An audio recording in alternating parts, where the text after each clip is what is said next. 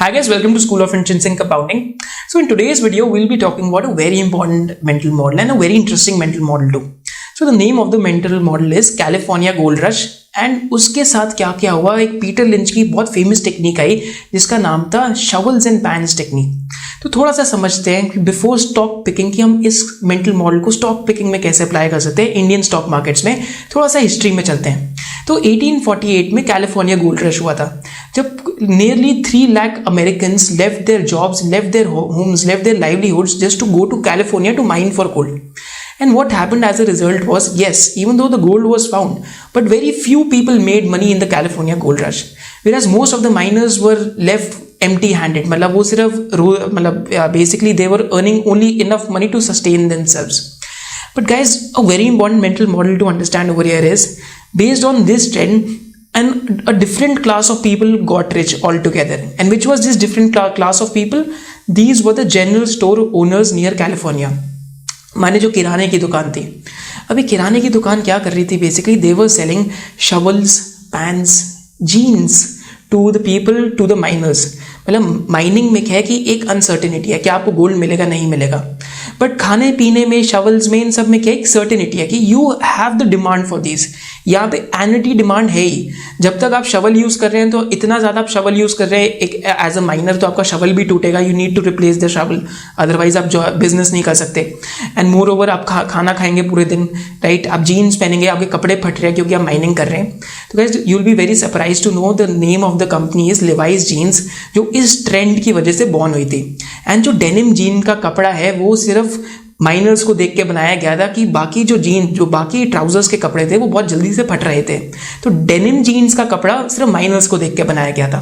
तो as a result miners में very few people got rich. But जो miners के जो सर्विसेज प्रोवाइड कर रहे थे माइनर्स को, जो एक टाइप ऑफ सर्विस प्रोडक्ट बन गए थे इनके लिए, जहाँ पे एन्युटी आ गई थी, they got even richer than the miners. General store owners on an average were better off after the gold rush in California as compared to the miners. So guys, similarly there is a similar trend in investing right now.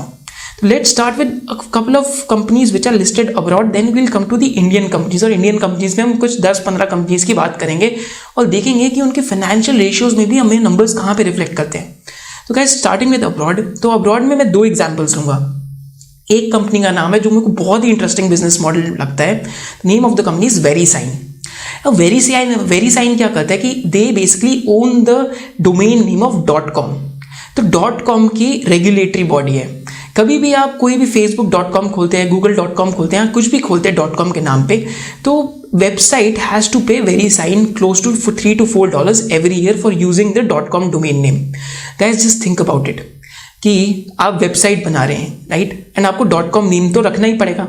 तो basically जो आपकी website की growth है, right, अगर आप website बनाते हैं .com के नाम की, तो किसी और का टोल टैक्स है, राइट. आपकी ग्रोथ किसी और का टोल टैक्स है, तो .com नेम तो आपको लेना ही पड़ेगा. सेकेंड सच एग्जाम्पल, जिस प्लेटफॉर्म पे अभी आप वीडियो देख रहे हैं, यूट्यूब. बेसिकली अब यूट्यूब पे क्या है बेसिकली कि कंटेंट जनरेटर्स काफ़ी सारे हैं, बट बहुत कम कंटेंट जनरेटर्स पैसा कमाते हैं.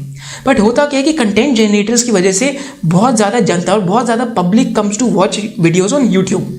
तो what is happening right now is कि कंटेंट जनरेटर्स कम पैसा कमा रहे हैं, पब्लिक आके अटेंशन दे रही है यूट्यूब के प्लेटफॉर्म को. As a result what is happening, जो कंटेंट जनरेटर की ग्रोथ हो रही है या जो भी कंटेंट जनरेशन हो रही है, जहाँ पे वो भी गोल्ड माइनर्स की तरह, जिसमें से बहुत कम लोग पैसा कमाने वाले हैं, तो यूट्यूब का प्लेटफॉर्म फिर भी श्योर शॉट पैसा तो कमाएगा ही. क्योंकि जो यूट्यूब को एडवर्टीजमेंट का बिजनेस मिल रहा है वो उसी वजह से मिल रहा है क्योंकि आप लोग यूट्यूब को अटेंशन दे रहे हैं. एंड आप लोग यूट्यूब को क्यों अटेंशन दे रहे हैं? क्योंकि कंटेंट जनरेटर्स यहाँ पे कंटेंट बना के डालते जा रहे हैं. तो YouTube is a sure shot bet. Before I proceed to Indian examples, there is another example listed abroad which we can talk about. Is the name of the company is Chr. Hansen. तो Chr. Hansen क्या करते हैं? Basically they develop enzymes. जैसे अगर हम Nestle की कोई दही खाते हैं, right, if we eat a particular yoghurt of Nestle, suppose करते हैं हम कोई ग्रीक योगर्ट खाते हैं किसी पर्टिकुलर फ्लेवर का, तो वो फ्लेवर हमें पिछले 10 साल से पसंद आ रहा है एंड उस फ्लेवर के अंदर कोई पर्टिकुलर एंजाइम यूज़ करा हुआ है. तो that company would be supplying Nestle with that enzyme. And इस वजह से that company makes a higher return on capital than Nestle itself, because क्योंकि आप उसी कंपनी से वो एंजाइम ले रहे हैं तो you won't want that enzyme to change, क्योंकि एंजाइम चेंज हुआ नहीं, टेस्ट चेंज हुआ नहीं और कस्टमर आपका टूटा नहीं. I think hope everyone remembers the new Coke fiasco, right, because यहाँ पे टेस्ट का बहुत बड़ा फीडबैक है. Now guys, coming to the Indian examples, तो इंडियन एग्जाम्पल्स में there are lot of companies which we can use this strategy to get benefit out of. तो one of my favourite industries जो last 3-4 years में I been very bullish on that industry is the amines industry. तो amines basically क्या होते हैं, आपके bulk drugs के अंदर यूज होते हैं. बल्क ड्रग्स क्या होते हैं, आपके APIs, एक्टिव फार्मास्यूटिकल इंग्रेडिएंट्स. तो एक्टिव फार्मास्यूटिकल इंग्रेडिएंट्स की प्रोडक्शन में अमाइंस यूज होते हैं. क्योंकि मैं इतना ज़्यादा डेप्थ में नहीं जाता, API में कॉम्प्लेक्सिटी होती है, कभी भी US FDA के ऑब्जर्वेशंस आ जाते हैं. To indirectly play the API industry I bet on the amines industry through Alkyl Amines and Balaji Amines. क्योंकि क्या हो रहा है कि आप दवाई बनाएंगे, दवाई के अंदर आप सॉल्ट डालेंगे, राइट. अब सॉल्ट पे कभी भी रेगुलेटरी रिस्क हो सकता है and more over it's a very capital intensive business, even though amines is also capital intensive business, but I will come to that part later. और यहाँ पे रेगुलेटरी रिस्क भी है. तो अमाइंस इंडस्ट्री के थ्रू आप एक इनडायरेक्ट प्ले ले सकते हैं आपकी API इंडस्ट्री पे, क्योंकि amines are used in APIs, right. तो अगर हम देखेंगे तो इस टाइम तो अल्काइल अमाइंस का 2020 के नंबर्स में ROC, that is your return on capital employed, is more than 30%. Balaji amines का अगर मैं होटल बिजनेस और CFL बिजनेस हटा दूं तो उनका भी return on capital employed is even better than alkyl amines, 32-33% के आसपास. Even though these are at very historically high level, शायद से नीचे भी आ सकते हैं, but across the cycle these guys have made 20-25% return on capital employed.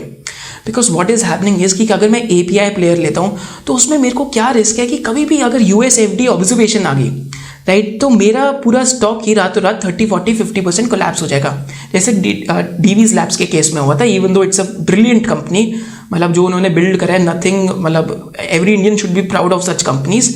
But the problem was कि जैसे 2017 में रेगुलेटरी इशू आया, stock went down by 50%. Very few people can hold such stocks when they go down by 50%. Whereas amines industry का क्या था कि अगर आप DVs को दे भी रहे हैं तो आपको इतना बड़ा इम्पैक्ट नहीं आएगा, क्योंकि you are already supplying to the entire bulk drug industry. So guys, this was one trend. You can look for alkyl amines or Balaji amines. I have personally liked alkyl amines, maybe not at these valuations because margins are also really high. So coming to the second company which we can play these trends out of is the industry of CRAMS, CSM and CRO. Basically आपका contract research and manufacturing services and contract research organizations and contract manufacturing organizations. तो CRO और अगर CMO किसी company के अंदर है तो उसको हम CRAMS कहते हैं. तो कोई कंपनी सपोज करो, जैसे आज बहुत ज़्यादा R&D में एक्सपेंडिचर होता है बाहर.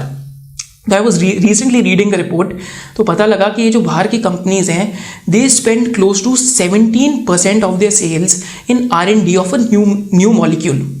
अब आप सपोज करो आप 17% R&D पे खर्च कर रहे हो और आपका मॉलिक्यूल सक्सीड नहीं करा, तो आपके P&L पे कितना बड़ा रिस्क है, राइट. एंड अगर आपने वो एसेट्स कैपिटलाइज कर रखे तो आपकी बैलेंस शीट पे भी कितना बड़ा रिस्क है. आई थिंक एक्सपेंस करना is a better strategy. But what happens is कि कुछ क्रैम्स प्लेयर होते हैं, जैसे अगर हम सुवेन लाइफ साइंसेस की बात करें, सुवेन लाइफ साइंसेस नहीं, सुवेन फार्मास्यूटिकल्स अब, right. We talk about Divi's laboratories, then we can also talk about Syngene, right. तो ये प्लेयर्स क्या कर रहे हैं, basically these players are acting as service providers, कि सर आप अपनी मॉलिक्यूल की R&D कीजिए, जो भी उसका मैन्युफैक्चरिंग है या फिर जो भी उसकी सर्विसेज, अगर आपको मॉलिक्यूल डेवलपमेंट या फिर मॉलिक्यूल डिस्कवरी में ही सर्विसेज चाहिए तो we can come and help you out with it. Syngene तो पूरा ही इंटीग्रेटेड बिजनेस मॉडल है. Syngene बेसिकली आपका जो मॉलिक्यूल के डिस्कवरी से लेके मॉलिक्यूल की मैन्युफैक्चरिंग तक Syngene आपके साथ काम करेगा. Syngene basically reminds me of a very good company in China by the name of WuXi AppTec, which is a company of $200 billion market capitalization, and they are still growing at 30-33% biologics business में. जितना समझना ज़रूरी नहीं है, but जो service business है वो आपको समझना चाहिए कि these guys are service players. तो इनकी valuation should be higher than the upstream guys valuation, क्योंकि अपस्ट्रीम क्या है कि आप R&D कर रहे हैं, आप मॉलिक्यूल बना रहे हैं. एंड डाउनस्ट्रीम या फिर जो आपके साथ साथ चल रहा है बेसिकली साइड कार्ट में, वो आपके सर्विस प्रोवाइडर्स हैं. These are basically coming to you with a platform कि सर ये प्लेट पे आपके लिए सब कुछ पड़ा है खाने के लिए, you can have your choice, right, but you need to pay us for it. And इसमें सर्विस प्रोवाइडिंग में इतना ज़्यादा रिस्क नहीं है एज कम्पेयर टू जितना R&D करने में रिस्क है, वहाँ पे बहुत डर लगता है हमें. तो guys, third category of business which we can look at is basically your glass lining equipment providers. अब guys what is the problem with glass lining equipment providers is कि यहाँ पे रिप्लेसमेंट साइकिल 10 से 12 साल है। तो ये लोग तब बहुत ज़्यादा पैसा कमाते हैं जब इंडस्ट्री के अंदर न्यू केपेक्स हो, माने न्यू कैपेसिटी एक्सपेंडिचर हो या कैपिटल एक्सपेंडिचर हो। तो यहाँ पे थोड़ा सा रिस्क है क्योंकि this is not an annuity driven business model as compare to the earlier ones we talked about, जहाँ पे सिंजीन विंजीन इन सबका बहुत ज़्यादा एन्युटी ड्रिवन बिजनेस मॉडल है। तो यहाँ पे हम GMM फाउडलर और फिर हम HLE ग्लासकोट हमारे पास आ सकते हैं। इन दो कंपनीज़ की हम बहुत इन डेप्थ वीडियो बनाने वाले हैं। लोगों ने आपको GMM फाउडलर बारे में तो बताया है, बट HLE ग्लासकोट पे किसी का नज़र ही नहीं है। और HLE Glascoat can be a similarly very interesting company as GMM Pfaudler, right. अब GMM Pfaudler has been one of the best performing stocks in the last decade. One of the reasons is कि क्योंकि chemical industry में इतना capex हो रहा है, तो GMM Pfaudler is indirectly benefiting out of that capex, क्योंकि 10% of capex का कॉस्ट इन प्लेयर्स को मिलता है जो आपके GLE इक्विपमेंट प्रोवाइडर्स हैं। तो again interesting trend to watch out for, and these guys are also making 25-30% plus return on capital employed numbers, right? As compared to your chemical companies, some make extraordinary level of numbers, something like a Vinati Organics, but most of them make 15 to 20% return on capital employed. Coming to the fourth category of companies, these are your railway companies. अब ये PSU sector है, मेरे को PSU sector इतना personally पसंद नहीं है, ना ही मैं इन्वेस्टर्स को सजेस्ट करूंगा PSU सेक्टर्स आप देखें ज़्यादा, क्योंकि यहाँ पे कैपिटल मिस एलोकेशन का रिस्क होता है। But there are still 2 companies present over here which are similarly beneficiary of a similar trend. Name of the first company is RITES. RITES is basically providing consultancy services, right. आप railway लगाइए, आप capex कीजिए railway, आप अगर कहीं पे अगर airport लगाते हैं तो राइट्स आपको कंसल्टेंसी सर्विसेज दे रहे हैं। एंड यहाँ पे भी इनका return on capital employed is more then 20%, 25%। And second category is IRCTC which is a platform company. तो आप कभी भी टिकट बुक करते हैं तो आप IRCTC के थ्रू करते हैं। Indian railway which is a capital heavy business, someone else is taking advantage of the Indian railway business, that is IRCTC, क्योंकि आप एक प्लेटफॉर्म लेके आ रहे हैं। Platform economics would always be superior than the upstream economics. Always remember this point. Linked to platform is InfoEdge. Whenever we talk about platforms in India, we cannot ignore InfoEdge. So InfoEdge is a platform in itself. अब InfoEdge is indirectly taking advantage of a lot of industries. तो InfoEdge has already invested in Policy Bazaar. InfoEdge is already investing in Zomato, and they also own Shoe Connect. Shoe Connect का बहुत अच्छा business है इनका, काफ़ी जो शू manufacturers है उनको पता होगा। एंड उसके अलावा InfoEdge owns Naukri.com, they own 99 acres, they own जीवन साथी, they own Shiksha.com. अब Shiksha.com मेरा एक दोस्त है जिसका ये करियर काउंसलिंग और इन सब चीज़ों का बिजनेस है, एडमिशन्स कराने का, तो उसको लीड्स ही सारी Shiksha.com से मिलती है। तो उसी को देख के I can tell that Shiksha.com is indirectly growing through his business, right. Even though that business might not be profitable right now, but InfoEdge के केस में if someone is actually looking at InfoEdge, so what you have to look at is कि what it is not now today, मतलब आज जो है उस पर नहीं देखना, आपको ये फोकस करना है वो कल क्या बन सकता है। क्योंकि प्लेटफॉर्म इकोनॉमिक्स ऐसी इकोनॉमिक्स है कि you make a lot of money. अब Shiksha.com अगर सारी लीड जोन करती है तो वो कहाँ पे जाएंगे सारे counsellors, they will come to Shiksha.com, right. And over a period of time Shiksha.com के लिए ईजी होएगा थोड़ा थोड़ा प्राइसेस बढ़ाना। Same goes for Naukri.com। अगर आज इंडिया को अगर ग्रो करना है तो जॉब क्रिएशन तो करनी पड़ेगी, राइट। अगर जॉब क्रिएशन हो रही है तो डायरेक्टली बेनिफिट किसको होने वाला है, Naukri.com को, बिकॉज 70 to 80% आज आपके पास आपने मोनोपोली बना रखा है, मार्केट शेयर आपके पास है। Monster.com कुछ भी नहीं है इनके सामने, मोर ओवर Indeed.com कुछ नहीं है, I think times shine job करके कुछ आया था, वो भी बहुत पीछे रह चुका है। तो this is another interesting company to watch out for. One more company we can talk about is Honeywell Automation.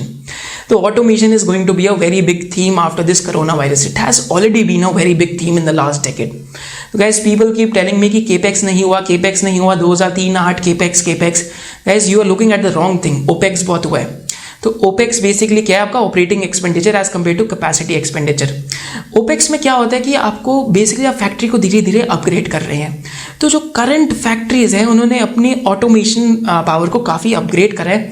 And more over what Honeywell automation is taking advantage of is कि हनीवेल ऑटोमेशन इंडिया को as a low cost manufacturing base use कर रहा है to export to other countries.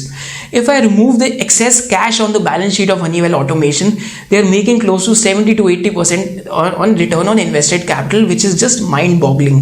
क्योंकि earnings growth भी इतना जा रहा है और 70-80% आप रिटर्न ऑन इन्वेस्टेड कैपिटल कमा रहे हैं। तो these are not like numbers which have to be scoffed at, तो काफ़ी अच्छा नंबर है। सिमिलरली एक और कंपनी है जिसके अंदर similar trend can play out, I am not saying it will play out but it can play out. Name of the company is Orient refractories. तो हम स्टील प्लेयर्स देखते हैं, टाटा स्टील हो गया, JSW स्टील हो गया. Tata steel over the cycles only makes 10-15% ROCE numbers and कभी कभी तो नेगेटिव ही हो जाता है. Whereas your Orient Refractories has made a return on capital employed of more than 40% for the last 6-7 years. 60% भी था एक टाइम पे. आई थिंक एक्सेस कैश इस टाइम पे बैलेंस शीट पे, जिस वजह से हमें नंबर इन्फ्लेटेड दिखता है. Just think about it, 40% ROCE last 5 years में. जब स्टील साइकिल भी अगर आप कभी भी कंपेयर कीजिए स्टील साइकिल को क्या हो रहा था और इनकी प्रॉफिटेबिलिटी को क्या हो रहा था, तो यू विल फाइंड कि profitability wasn't buzzing that much. And very interesting trend can play out in this company. इसकी RHI Magnus Sitta ने, which is the world market leader in refractory products, has recently acquired Orient Refractories. And वो क्या करने वाले हैं, अपनी subsidiaries को मर्ज करने वाले Orient Refractories के साथ. तो जैसा हनीवेल MNC ने हनीवेल ऑटोमेशन को as a low cost exporter use करा, similarly RHI Magnus Sitta Orient Refractories को as a low cost exporter use कर सकते हैं. So guys, important trend, interesting company, it should be on your radar. किसी को अगर study करनी है तो you guys should study. And guys, coming to one more company है जो FMCG के capex का फायदा उठा सकती है. The name of the company is Axtel Industries. तो ये FMCG की मशीनरी बनाती है and they also make good numbers. But guys, important to realize in all of this trend is कि आपको कभी भी यहाँ पे ध्यान रखने की annuity driven business कौन सा और capex driven business कौन सा है. क्योंकि आप केपेक्स ड्रिवन बिजनेस में आ गए एंड एंड यूजर इंडस्ट्री का केपेक्स ही कोलैप्स कर गया. सपोज एग्जांपल लेते हैं, अगर आपने कोई स्टरलाइट टेक्नोलॉजीज जैसी कंपनी ले ली एंड जो आप एंड यूजर है आपका, जो 4G 5G telecom like basically telecom companies हैं, अगर उन्होंने केपेक्स ही डेफर कर दिया, उनका केपेक्स ही कोलैप्स हो गया, तो आपके साथ क्या होएगा कि आपकी वहाँ पे एकदम stock would drop like anything 80-90%, क्योंकि इनका ग्रोथ ही उनके ग्रोथ पे डिपेंडेंट है जो केपेक्स ओरिएंटेड है. तो हमें फाउडलर और HLE ग्लासकोट में भी थोड़ा सा ये रिस्क लगता है. तो नेक्स्ट वीडियो में या नेक्स्ट वीडियो में will be going in depth about these business models, HLE included. Whereas जो हमारा सेकंड टाइप ऑफ बिजनेस है, that is the annuity driven business, जहाँ पे रिप्लेसमेंट साइकिल काफ़ी कम है. जहाँ पे रिप्लेसमेंट साइकिल जनरली 2-3 महीने या फिर कुछ केसेस में 2-3 दिन भी होता है. तो we like these kind of businesses, क्योंकि यहाँ पे at least you are at least assured of the demand की that the demand won't fall off the cliff. And more over अगर यहाँ पे सप्लायर साइड कॉन्सेंट्रेटेड है, यहाँ पे अगर आप कॉम्पिटिशन में 1 या 2 या 3 प्लेयर्स ही हैं, तो guys you are potentially sitting on a gold mine, right, if you buy at the right valuations. So guys, before ending the video, I would like to draw your attention towards the description, जिसमें हमने सारी ये companies डाली हुई हैं जो किसी different trends का फायदा उठा रही हैं, along with the return on capital employed numbers, and you just compare these ROCE numbers with other companies. And I think 2 companies which I completely forgot during the video, which another interesting trends is AI engineering and another one is your abrasive manufacturers. तो आप इन 2 को भी check कर सकते हैं, right? So guys, thank you for joining in the video. If you have any suggestions, if you have any feedbacks, if you have any recommendation for any new company you want to study, do mention it in the comment box. See you in the next video. Thank you guys.